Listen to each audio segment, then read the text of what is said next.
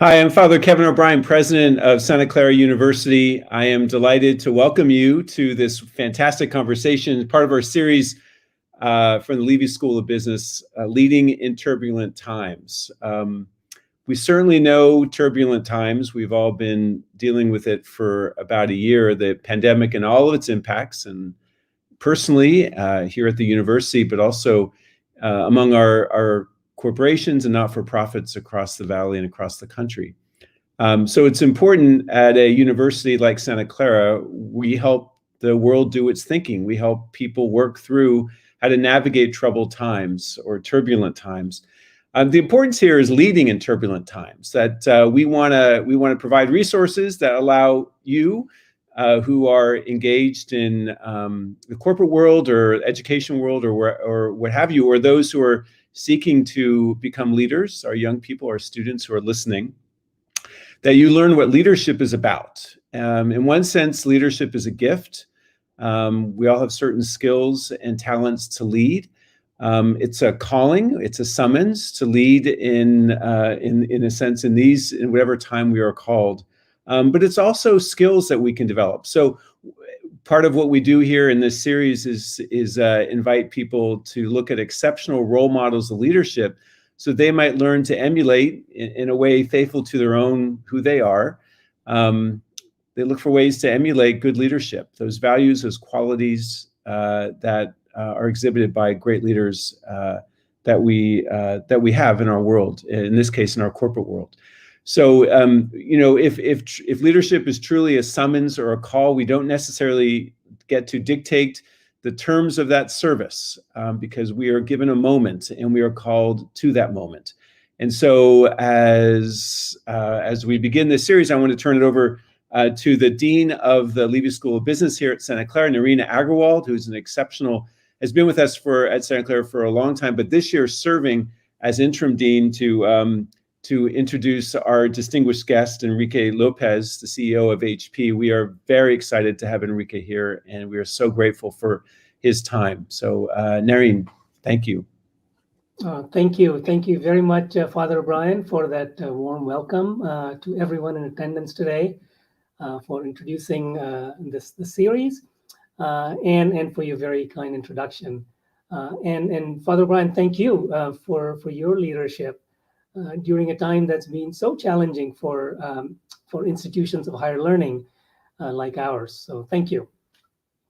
Let me add my welcome to that by Father O'Brien to all those of you who have joined us today, our current students, faculty, staff, alumni, and we also have a lot of friends at the university. So depending on where you are, good afternoon, good evening, good morning.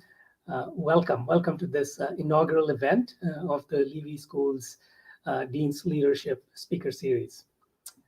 As we all know, this past year has been unlike any that we can remember from recent history. This pandemic has really upended our way of life, the world over. But more locally, we've been rocked by a host of crises. Political crisis, racial injustice, fires, hurricanes, and many, many others. Yet, through all these challenges, I've also seen people and communities and organizations really rise up and do amazing things. I believe that while it's important to never forget what we are going through and what has happened, we should also learn from the creativity and the commitment and the experiences of successful leaders and individuals and organizations, and to celebrate these accomplishments and learn from them. And this is really the reason why we launched this series on leadership in turbulent times. So today, it is my great pleasure to introduce our guest, Mr. Enrique Lopez, who serves as the CEO of HP Inc.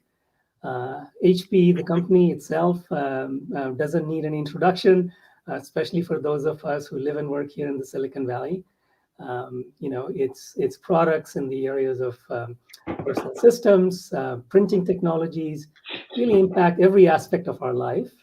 And in many ways, HP is a foundational company for Silicon Valley, through its amazing products and technologies, and also through a vast range of cutting-edge business practices. Enrique has been in his current role as CEO since late 2019, but he's not a stranger to HP. He's spent his entire professional career at HP, where he started as an intern. He was one of the lead architects of the restructuring that happened in the company during the 14-15 time period, where the company was divided into HP Inc., which he leads, and HP Enterprises. So Enrique, thank you so much for joining us today, and a very warm welcome to you from all of us in our Santa Clara community. No, really, thank you for having me here. It's a big pleasure to be able to talk to all of you today. Thank you. Welcome. Thank you. Enrique, we really have three main goals today. We know that organizations that survive in the long run are those that have strong values and those that have a relentless commitment to these values as their North Star. So we want to learn about Enrique the person, Enrique the leader, your values, HP's values, and how these have shaped you as a leader and help HP during its journeys. That's one thing that we hope to learn about. Second, the pandemic, of course. So we want to learn a little bit about how it's impacted your company, how HP has risen to meet these challenges, but hopefully also identified new opportunities through this experience. And then third, if time permits, we'd love to also entertain a few questions about trends or technologies or business models that you are excited about as you look ahead. So hopefully we can cover those kind of topics. So our plan is that Enrique and I will talk for a few minutes, kind of like a fireside chat. And then we'll be joined by some of our students who want to talk directly to Enrique. So we'll do that. And I am also hoping that we can also entertain some questions from the larger group of audience. So for all of you in the audience, please, throughout this conversation, enter your comments, questions, remarks in the chat box. My colleagues are monitoring these inputs, and we hope to get to at least some of your questions or comments. So with that, Enrique, shall we get started? Yes, but let me start with a short disclaimer. Okay. It's something I learned when I moved to the US a few years ago. And since we will be talking about many things today, what I will be sharing are my ideas, my views, the ideas of my company. But I don't want to take any responsibility if anyone decides to apply them into their own lives, their own careers, their own companies. It's really their discretion. I really don't want to be claimed or receive any claims from anybody. Thank you. I appreciate that humility. Before I get into my first question, I was reminded when you and I talked last, I was struck by your virtual background behind you. It was the garage, the original garage. So it's unfortunate we don't get to see that today. I can make a small trick. That's the one. Yeah, that was the one. Is that something that's still used, or is it just a showpiece now? We still own the garage. We use it mostly for customer meetings to invite people to learn about the past of the company. But it's also very inspirational for all of us. In fact, when I became CEO, my very first staff meeting, I took my team and we did the first staff meeting inside not the garage, but the house close to the garage, because really it was an important moment for the company and was a way to convey the message that we really wanted to start as a new team, start the new adventure, the new chapter of the company. And it was a great place to have that conversation. Oh, obviously, very interesting. It's such an icon in the Silicon Valley and a really great reminder of Bill and Dave's spirit of innovation and creativity. Yeah, I think it is, but at the same time, we really want to be more focused on the future. So the way we really do this is we think it's important for us as a company to have a very strong foundation, mostly the values that we got from the founders, but at the same time, it's really about what are we going to be doing in the future for our customers, for our employees, for our investors. And that's the balance that we need to that we constantly manage. Absolutely. So learning from the past, but using it to define the future. Very good. And hopefully we can get to some of those specifics in a few minutes. Enrique, you were born in Madrid, Spain, and after you got your undergraduate degree in electrical engineering, you joined HP as an intern and really became an HP lifer, right? You've been there for 30 years. Something that happens often in academia. It's not that rare in Silicon Valley companies. So I'm not going to ask you the usual question of why you joined HP. I'm going to flip the question around. Why do you think HP hired you as an intern 30 years ago? I think because, first of all, I had good grades at university, and the way this worked was I was studying my last year of engineering, and a group of HP engineers came to my school to offer a program to get European students to work in the US during the summer, like as interns. And when they shared kind of their views, what they were able to do, the passion they had for everything we're doing, I thought, wow, this is a company that probably will be cool to work for. I applied to the program, and if I got here, it was really because I had very good grades, and this is what opened the door. But it was honestly a great door to be open because 30 years later, I feel more passionate about the company that I did when I joined. And these people that came to my school were talking about printers like if they were the best thing in life.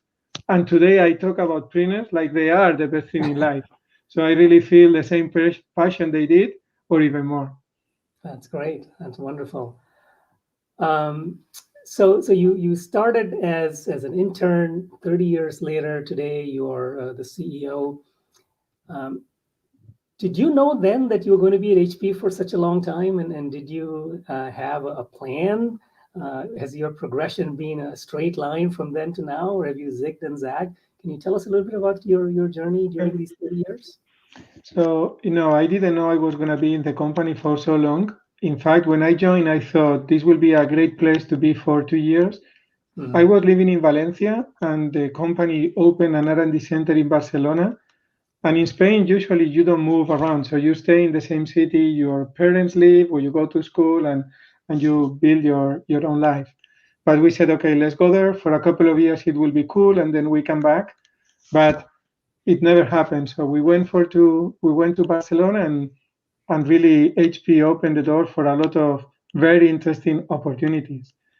What I have been is very lucky because I joined the company when the company was experiencing significant growth, and I have had the opportunity of working almost in any function of the company: R&D, marketing, sales, manufacturing, support, and almost in any business of the company. So I had really the opportunity of continuously learn new experiences, new jobs, get in contact with new cultures, and at the same time grow and have every time more responsibility. And the two things have made that a great experience for me. Not only because I am now the CEO, that if you think about entering as an intern and ending up your career as a CEO is like a dream that becomes true.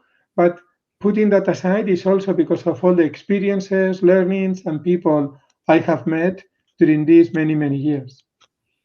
That's great. Yeah, it's the takeaway that I have here is to be open to new experiences and new opportunities. And some of those you have no idea where it's going to lead, but I think that openness, it seems like, has played a big part in your success. I think openness and really look for the opportunities of constantly learning new experiences or new jobs or getting in contact with new cultures. Mm-hmm. I think the need to learn it is really fundamental for everybody that wants to succeed in business and probably also to succeed in life. Absolutely. So let's fast forward 30 years. And now you're the CEO of this company with $33 billion market cap, over 50,000 employees. I don't think that someone as accomplished as you would have lasted in a company for as long if you didn't see a strong alignment between your own values and the values of the organization that you're a part of. We've all heard about the concept of the HP way, HP values, but we also know that HP has changed a lot over the years. So the question I have is, through all these changes, how has the idea of HP way changed, evolved, and how have your own values developed as a person and shaped you as a leader during this time? And as you respond, I'm going to bring my shade down because I see sun coming directly into my eyes. Sure. Sorry about that, but please. No problem. So I think you said it well. I think is to stay for so long in a company, you really need to align your own, or you need to see that your own values are aligned to the values of the company. And in my case, it has been like that from the beginning. I think the values HP had have not changed during all this period of time. Yes, there has been different CEOs, there have been different areas of focus, but the core values that the company has not changed. In fact, I think that when a company has very strong founders, as the case of HP, it's very hard for anybody after that change radically the values. They can be evolved, the culture can be slightly modified, but the core culture never changes. In the case of HP, the core values are very simple to explain. It's all about innovation.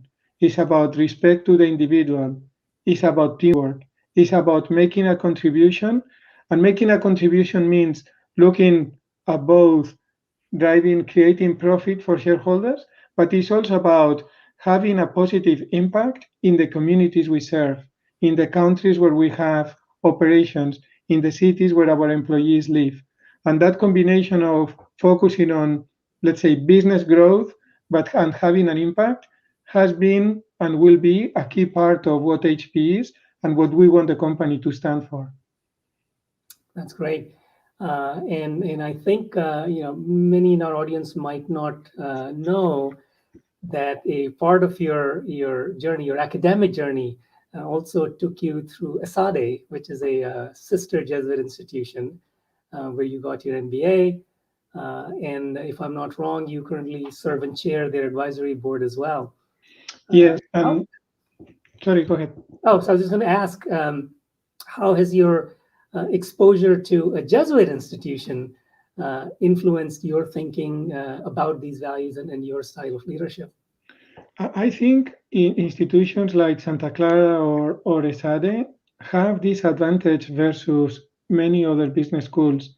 The fact that there are very strong values that guide the education and that students need to learn are shown during the school, I think it's important as we create the leaders that companies will need in the future. I think leaders with strong values that know what are their limits and what do they really want to stand for are absolutely necessary today, especially because more and more companies and private institutions are having a more relevant role defining and driving what we want our countries to be. And to be able to do that, you need to have very strong values that really can be shared and can be taught at schools like Santa Clara. Thank you. I think that message resonates very well with us, given our focus on values. So thank you for sharing that. Enrique, let me switch gears just a little bit and talk about this past year. When we think about major catastrophic events, whether it's wars or natural disasters, most of us can remember exactly where we were and when that event happened. But I think this pandemic was a little different in that there was not one defining moment. So can you share with us what was it when was it that you and your team at HP realized that this was real and that you had to do something about it? And what were the indicators you were looking at that led you to believe that something ominous was on the horizon? Yes, we probably had an advantage versus other institutions because we have a global presence and we have a large group of people working in China. So when we realized, and we have a very a big a large number of people working in factories in China and a very strong connection with local governments. So sometime in the mid-January timeframe, we got a call from the office of the mayor of Chongqing, which is one of the largest cities in China, and they requested our help to buy masks.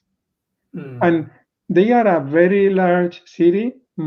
We have very strong connections in the industry. So when they called and they requested our help to buy masks, we realized that something really big was happening and something really wrong was happening. Now, at that point in time, we still thought, and we were very naive, that this was something that was going to be staying in China as we had seen in previous cases. And only when we started to see what was happening in Italy, we realized that we really needed to take some immediate actions to protect our employees. And in fact, we were one of the first companies that decided to send everybody in every country in the world to work from home, because we saw that things really were getting out of control. And we thought that since the priority for us was the health and safety of our employees, it was important to send them home and to see what happened. We did that late February or early March, and then everything else happened since then. But this was kind of how all this started for us. I see.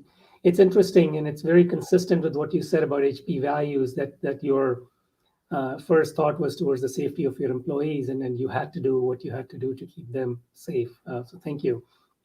Well, the first discussion we had was, how are we going to be managing this situation? And what we realized is there is not a manual or a book to say, when there is a pandemic, this is what you need to do. And really going back to what our core values were, our core principles were, is what we did. And this really guided our actions, as especially at the beginning of the pandemic, when we really didn't know what was going to happen, how long it was going to be, what was going to be the impact. We really had to go back to our core principles and values to be able to navigate a very, very difficult situation. That's great. So let's kind of dig a little deeper into that. You talked about HP being a global company with a global supply chain and customers the world over. Obviously, safety of your employees was critical. What were some of the other important challenges that you had to deal with over this year? And I guess these would take a special meaning for a globally dispersed company like yours. Well, we have faced many different challenges through the year. First, when the pandemic started, the major impact was in the factories, because China closed down and we have a very large part of our production being done in China. Then Southeast Asia closed, and this had a major impact in the rest of the business that had not been impacted until that point. And then many countries locked down, which means our products were arriving to airports or were arriving to ports, but nobody could move them around. This was at the beginning. Then we started to see demand impact on the demand side. People were not going to the office, so people were not printing in the office. Our printing business in the office really declined very fast. On the other side, many companies decided to equip their employees to be able to work from home. Parents bought PCs or printers for their kids to do homework or to study from home. And this drove demand to PCs up. And we didn't have product because the factories were down. So we really needed to do anything we could to manage both. And at the same time, we were surrounded by all the issues we were seeing around us. We were getting requests from hospitals that they didn't have masks or didn't have respirators. And what we did was we mobilized our 3D printing factories inside and also with the partners to be able to design and produce those products to help hospitals. So it was kind of a very strange period of time where nothing was operating as normal, and we needed to rebalance both supply and production, and at the same time mobilize our resources to see how could we help in the different communities where we were operating. Yeah, that's interesting that the squeeze was felt both on the supply side as well as on the demand side. And obviously, you've done a lot of things over this year. So, what are, if you look back and review what's been accomplished since March, of the things that HP has been able to accomplish, what are the things that you are most proud of that you were able to do? And what kind of lessons and insights have you been able to gain personally, having gone through this experience with your amazing team at HP? Yeah, I think the first is that we have been managing the company working from home. We all came home at the end of February, and if you had asked me in February, are you going to be able to manage the company with all the team working from home? I would have said no. And the company has done it. And it's not only managing the company, we have continued to develop new products. We have introduced a new family of PCs. We have introduced a new family of printers. And in many cases, engineers finish their work working from their homes, working from their garages, working from their kitchens. That's really something that is hard to explain how difficult it is, but the team was able to make it happen. We also decided that it was very important to stay connected. With everybody working from home, we were concerned that people was going to be feeling lost and feeling disconnected from where the company was. So we made a huge effort with Zoom and other video conferencing tools to regularly talk to all employees and to all managers. In the first 3 months, we had a video conference with every employee of the company, to the point that they were seen as more and they were seen as closer than in a normal situation where were relying on physical meetings. Because we really have learned that with using tools like this, you really can connect with people and you can engage with people as you talk to them. In fact, we every year measure employee engagement, and employee engagement this year is the highest in the history of the company. That shows how, by totally redefining our processes to connect with employees, and in a very difficult time, we have been able to connect, to continue to motivate, and to continue to engage them with the company. And probably finally, we have been able not only to manage the company well, but really to take advantage of the changes we have been seeing around. Because the pandemic has accelerated change, has accelerated digital transformation, has created new business models, has created segments that were not growing for us that are growing, and has impacted segments that are growing. And we have been able to rebalance that to continue to serve our customers and to continue to serve our employees. That's great, and once again I hear the theme of focus on the well-being of employees and care of that coming through very loud and clear in your response. It's great to hear those amazing things. The other thing that has happened, at least locally within the United States during this past year, is that the events have really opened up our eyes to the painful history and ongoing prevalence of racism and inequity in our society. As you may have heard, at Santa Clara University, our president and trustees and the leadership of the university has really committed us to becoming an anti-racist institution. Mm-hmm. And I know that these principles are very important to you and to HP as well. So can you please tell us a little bit about what you've done to address these kinds of issues, and what are your goals for the future in this area? Yeah, and let me share kind of my own personal journey, because when George Floyd was killed was a very difficult time for many of us, because we realized that things were not as rosy as we thought. And we took it as an opportunity to really understand and to get to know better the situation that many of our colleagues were facing. And what we learned, we actually didn't like.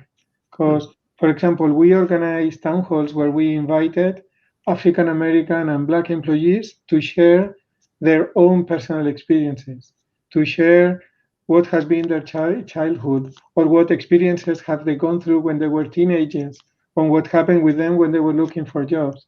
And we realized that the experiences they had were very different from the experiences the rest of us were going through. And this made us both feel bad and terrible because of that.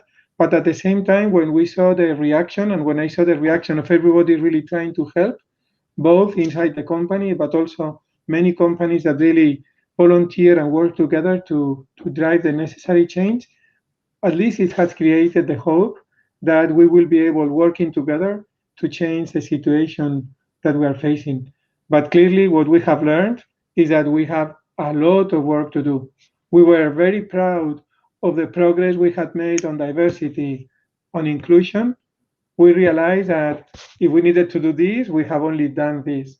And really, we have now to do much more work in the years to come to increase the number of African American executives, to make sure we increase diversity at all levels of the company, and that we really do what we were supposed to do, that we were not seeing because we were really blind and we were not seeing the real situation that many of our employees were experiencing.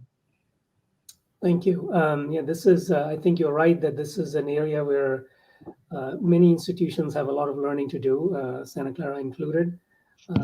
But I really think that there are a lot of lessons that we can all learn from each other about how we are going about this journey. So I appreciate that. Mhm. Let me, we've talked so far about kind of your journey, a little bit about your values this past year. Perhaps we can turn around and look ahead a little bit to the future.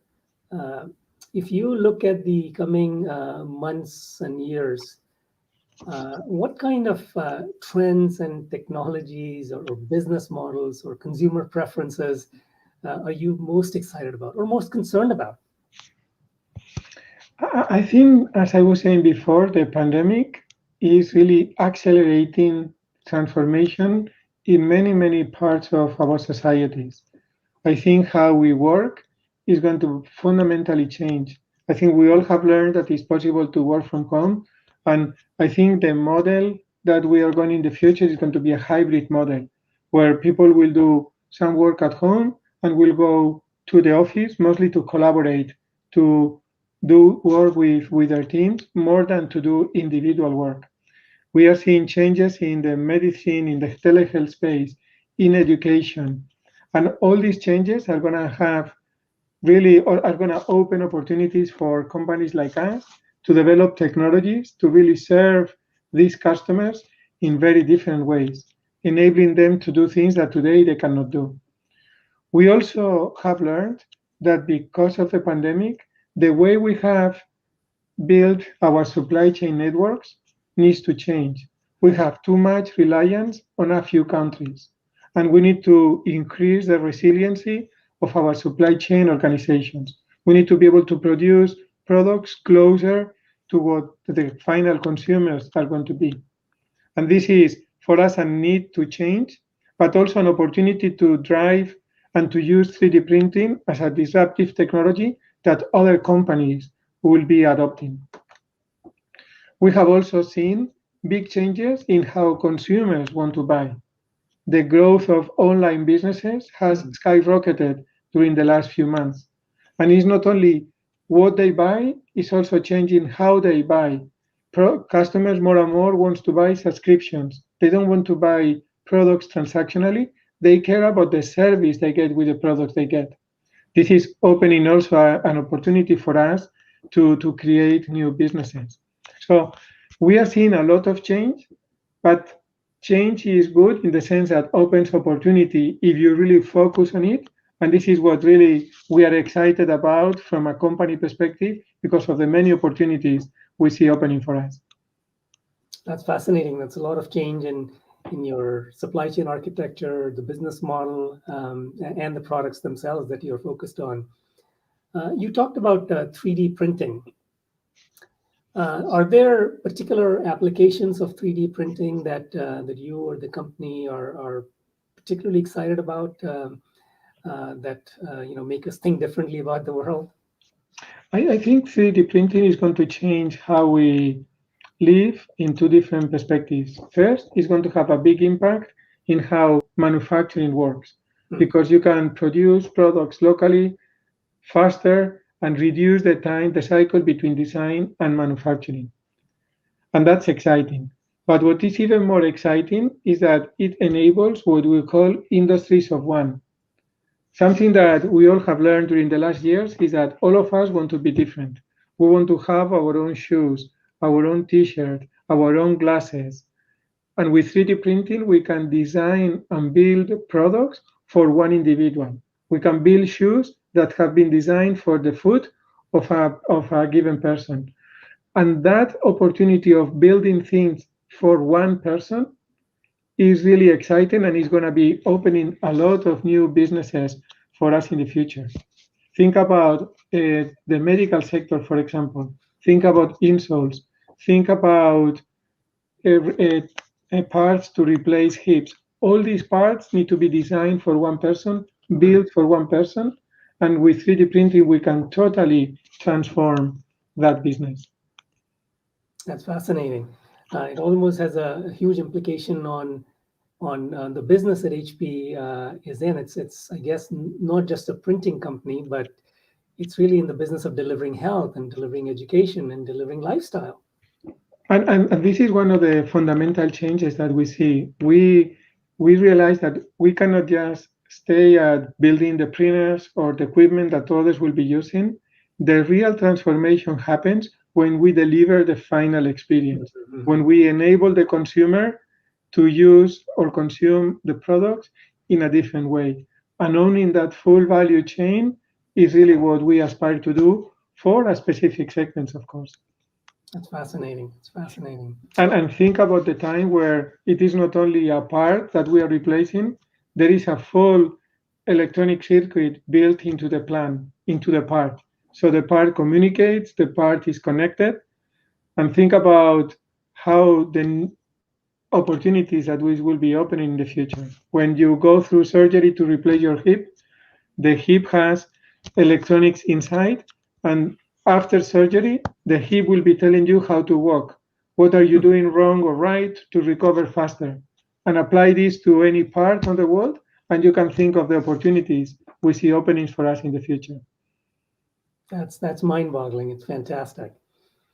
Enrique, we're at the point where I know the part that you are most excited about, which is talking directly to our students. So in a moment, we're going to invite some of our students who are very much looking forward to talking directly with you. And these are students who are currently in our programs, and I suspect that they should be coming on in just a second. There we are. Wonderful. I am going to point first to Hannah. Enrique, Hannah is an undergraduate student in our program. She's a senior and an economics major with an environmental studies minor. Hannah, welcome. Hi. So my question is, what has HP done in the area of sustainability? And as a sustainability leader in the tech industry, how has HP encouraged or inspired other tech companies to set their own vigorous sustainability initiatives to reach worldwide climate goals? So let me start by saying that sustainability is one of our top 4 priorities for the next years. And we have decided to work and to really focus on those areas where we can have an impact. And we have identified 3. One, of course, is we will become a carbon neutral company. But this is what many other companies are doing, so it's not very differentiated. But when you think about HP, there are 2 things where really we can have a much stronger influence. First is with printing. Everybody thinks that printing is not an environmentally friendly technology because you use paper, and if you are using paper, means you are cutting trees to create that paper. So what we have decided and what we have in place is a program where we plant trees based on the paper that is used in our printers, to the point that we have the aspiration by the end of next year to become what we call forest positive printing. So forest will be growing because people will be printing on HP printers. Second big area is plastics. We produce millions of PCs, cartridges, and printers. And we have made the commitment to utilize either recycled plastic or ocean-bound plastic that would have ended in the oceans. And this again is an area where, because of the business model that we have and the products that we generate, we can really have a significant impact. What is behind this is the belief that as a company, it is not only about driving profit, it's really about having a positive contribution. And the best way to do both is by integrating the sustainability goals in our business goals. And this is why these examples of paper or plastic are so important, because they're really embedded in how we will be doing business in the future. That's great. Thank you. Our next student that we want to talk to you is another one of our undergraduate students, Darius Johnson. Darius is a sophomore, so he's early on in his academic career. Mm-hmm. He's a finance major. Darius? Lovely, thank you. And I just want to start off by saying, Mr. Lawrence, thank you so much for taking the time out. It's always great when we can have a leader from the Valley come and speak to the Santa Clara community. So my question really stems around the professional space. So as a student who's really looking to get involved in the professional world, such as internships and then future career opportunities, you yourself mentioned coming to HP as an intern and all the way 30 years later now as a CEO. What advice would you have for me to be prepared during these unprecedented times of COVID and this online environment we're going through right now? I think, Enrique, for those who might not have been able to hear that clearly, I believe Darius's question was about what advice would you have for a young undergraduate student who is getting ready to enter the workforce during these unprecedented times. Thank you. I think is the most important thing is, do you need to maximize, you need to learn as much as you can, both at school, but also in any activity that you do after that. We as companies, what we are looking for is people that have a very strong foundation in terms of knowledge, but that also has shown that they are interested in things beyond work, that have participated in other activities, that has interest to see how things are changing in the world. And that combination is what many companies like us are going to be looking for. Just to follow up on that, has the set of attributes that you look for in your employees changed at all or influenced at all by what you observed during this past year, Enrique?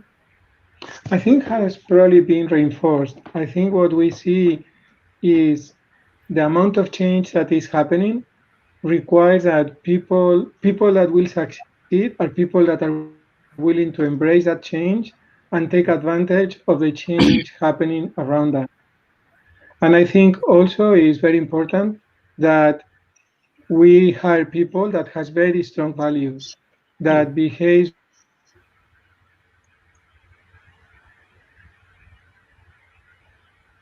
fundamental. Willingness to change, curiosity to change, ability to drive change with a very strong foundation of values is what really makes people succeed in the company.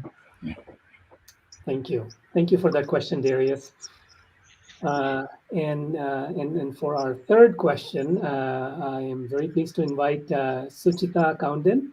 Suchita is in our MBA program, our evening MBA program, and she is almost towards the end of her journey as a graduate student. So Suchita, welcome. Thank you so much for taking my question. So my question is that it seems to me that staying true to the HP culture helped you weather this storm with great success. Can you share some examples of the resilience you have seen in the HP's business plan? Sure. I think from a business perspective, we really have been able to take advantage of the diversity of our portfolio. In our portfolio, we have PCs, both for home usage and office usage. We have printers for home and office, and then we have industrial equipment. The industrial equipment and the office printers were really impacted very negatively by the pandemic. Companies shut down all capital investments, and if people are not in the office, they are not printing in the office, and therefore companies are not buying printers for the office. At the same time, we saw a very strong demand for PCs, especially notebooks, because companies wanted to equip employees to work from home, or parents needed to buy PCs for their kids to learn from home. And this really drove demand of that part of the company. And we also saw a big resurgence of home printing. Again, people were working from home, or kids were doing homework from home, and this drove significant increase of our demand. So that balance was the first kind of sign of resiliency. Second, we also saw opportunities to accelerate some of the changes that we were driving. For example, in printing, we are shifting the business model to as a service, to a subscription model. And we saw that because of the pandemic, more and more customers were interested in this type of business model. We started the year with 5 million subscribers, and it had taken us several years to get to 5 million subscribers. We ended the year with more than 8 million subscribers. So in a year, in a few months, in 3 quarters, we almost doubled the number of customers that we had in the subscription program. And finally, as I was explaining before, we have also seen big validation of the value that 3D printing is going to bring, especially as companies will be looking to how to make their supply chains more resilient. This is going to be a key technology for them to allow that. So a lot of things probably based on the diversity of portfolio and diversity of customers that we have. Thank you, Darius, Hannah, Suchita. Thank you very much for joining us. I'm looking at my chat here, and we have some questions coming in from the larger audience as well. So I'm going to ask one of these to you. So here's one question. I'm not sure who it's from, but here's the question. Enrique, we've had a lot of questions about your personal leadership style. So I guess there were several questions about that. Folks are curious about things like, how do you prioritize your day all the way to your email routines? Can you let us in on your leadership success? So first is, with me, you get what you see. So I'm very transparent, very direct. I don't play politics. If I like something, I say it. And if I don't like something, I also say it. I explain why in both cases, but I try to make sure people really understands very well where I am. I think that I'm a big believer in innovation. I think with innovation, we can really change the world. And I have seen this happening many times, and I'm really driving this very hard in the company because I think it's the best way for us to succeed in the future. I think it's very important to have the right combination of strategy and execution. I am a firm believer that we need to have clear plans of where we want to go, but I also know that if we don't execute, we go nowhere. And that combination is really critical, and the organization needs to know how to do both. I really believe in teamwork and diversity. I think doing things together, you get better things done, and also you have more fun. And by having a very diverse network of employees, of peers, of executives, you get better ideas, you get better products, because you understand better what consumers and customers are going to be expecting from you. And finally, as I have been saying many times, I strongly believe that the role of companies is not only to create profit, to create value for shareholders, is really also about doing the right things for our employees, for our communities, for our partners. And that balance, I think, is incredibly important. Going more towards the personal side, I wake up very early in the morning, and I use this first half an hour before I have any meeting to plan the day, think what is going to be important, think about what are going to be my priorities for that day or for the following days. Then I have a fairly busy agenda where I almost go from meeting to meeting to meeting from 6 a.m. to 6 or 7 p.m. But then in the evening, I have some more time to think and to kind of restructure what I will be doing. And I would say this is my style. That's great. It's interesting that even your daily routine is very focused both on the time to think and strategize, but also execute on whatever ideas you have. Mhm. We have a second question. This is from a student who is currently a senior. How do you manage professional ambition with life and with building a rich cultural perspective? So in other words, do you ever see a trade-off between doing well professionally versus personally, and how do you kind of marry the two? I think that's a very, very important question. I think the most important thing is that each of us need to know what makes us happy. And if having an aggressive career makes us happy, or spending time with friends makes us happy, or traveling around makes us happy, or reading a book, surfing, skiing, we need to ask this question to ourselves and design our life around that. Because if not, you will always be facing the trade-offs that not having that choice, not having made that choice will bring. And this is what will create insatisfaction and will create anxiety. If you know what makes you happy and you design your life around that, then things are much easier. For example, in my case, I decided many years ago that I had two priorities: work and family. And I have designed my life around these two things. And I have let go many other things that I would have liked doing, but I realized were not the two things that were going to make me happy and really were going to make enjoy my life. And by doing that, I can say I have made progress with my family, I have made progress with my work, and I have been a happy person. That's great. That's wonderful advice, Enrique. Thank you.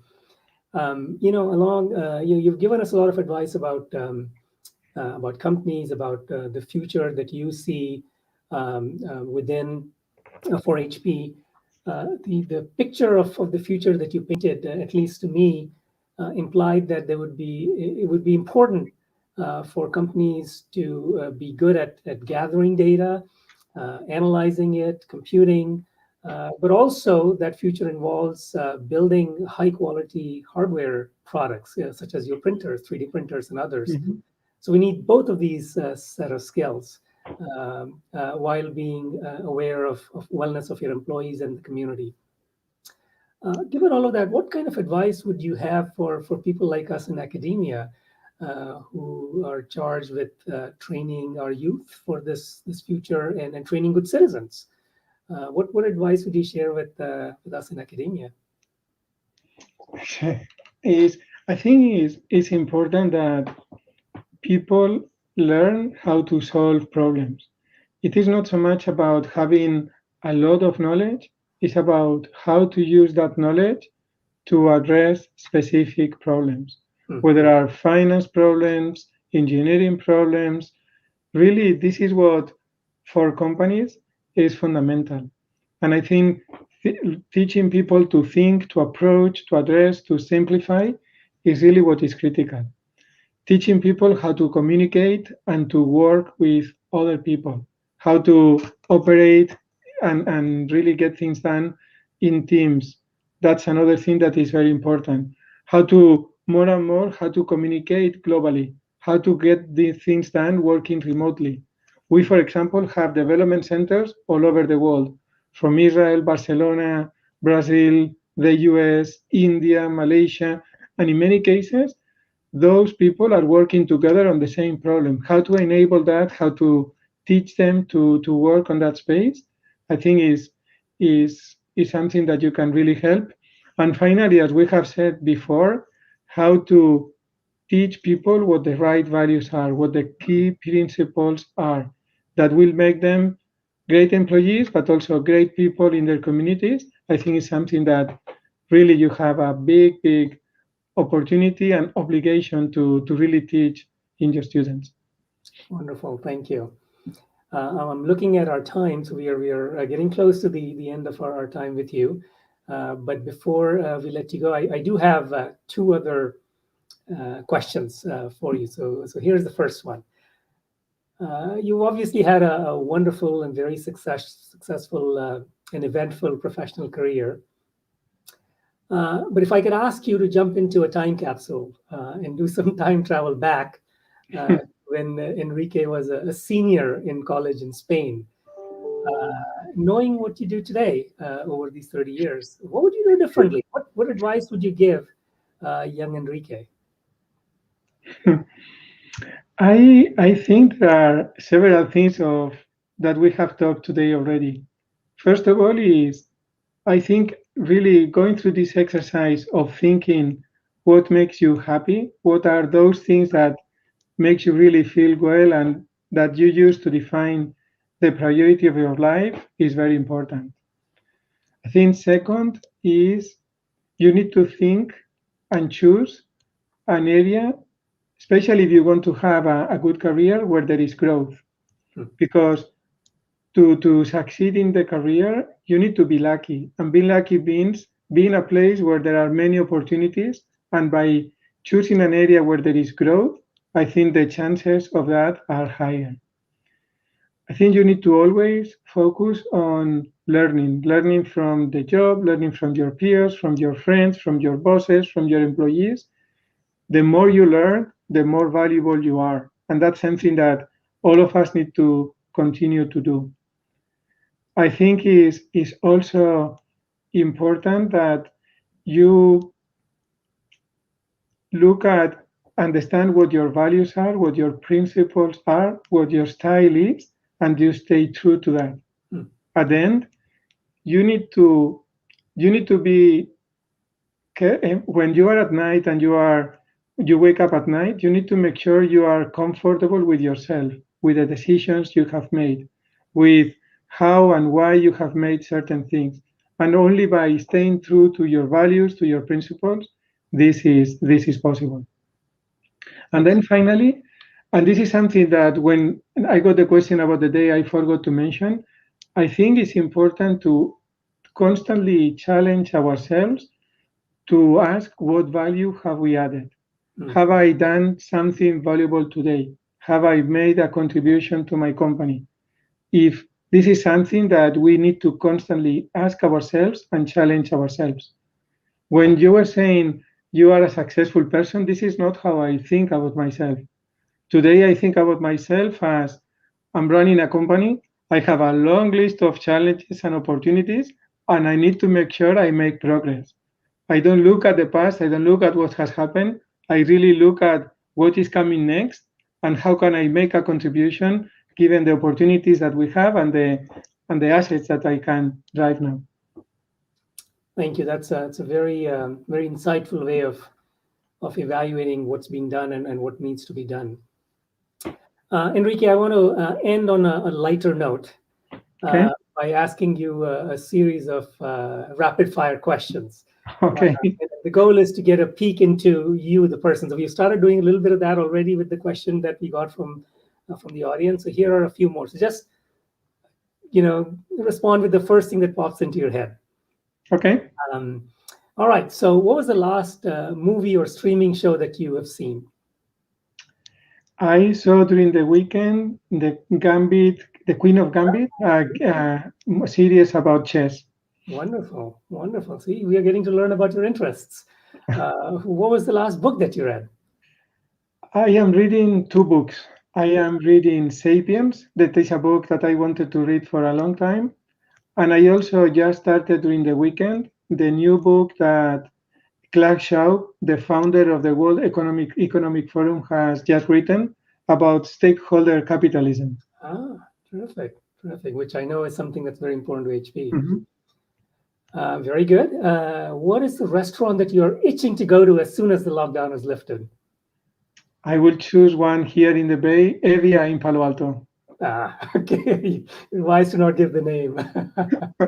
What is your favorite vacation destination? I like to go to Spain. We have a house in the beach, and we really love going there, both to be there, but also to rebuild connections with family, with friends, and with the environment there. That's lovely. How many 100 emails do you have in your inbox? Many. I follow very strange storage techniques. I don't delete any email. So I have all the emails in my inbox. So for me, it's easier to search. It's a very personal way of managing email, but means I have a very big inbox. Well, it's you said, know yourself. So this works for you. What's the first website that you check every morning after you go through your emails? cnbc.com. Okay, very good. All right, Enrique, this is the most important question. Batman versus Superman versus Spider-Man. Who would you root for? Superman. Superman, okay. Because it flies. Flying is something I would love to be able to do. Wonderful, wonderful. Thank you. Well, on that note, Enrique, thank you so much for joining us today. Really enjoyed it. Thank you for sharing your insights about leadership, about values, important lessons we can draw from your experiences and, of course, from the experiences of your company. I certainly look forward to your continued success as a leader at HP and whatever else you choose to do. And of course, our best is for HP's continued contributions to the society and to the Silicon Valley. And I know that members of our audience and our large Bronco family are also very grateful to you for spending your time with us today. No, thank you for inviting me here. I hope this was useful. And HP and Santa Clara are both key members of the Silicon Valley community. So hopefully we can continue to strengthen the relationship between both in the future. Thank you. Thank you. Yes, HP has been a very important partner for Santa Clara. And I hope that we can continue to explore other ways to collaborate as well. Thank you. So with that, ladies and gentlemen, thank you all so much for joining us today for this inaugural event of the Levy School's Dean's Leadership Lecture Series. Please look out for information about our next event, which will feature another very exciting and insightful leader, Mr. Neeraj Shah, who's the CEO of Wayfair. I hope you've enjoyed our conversation today with Mr. Lores. Good evening. Please stay healthy and so long. Thank you.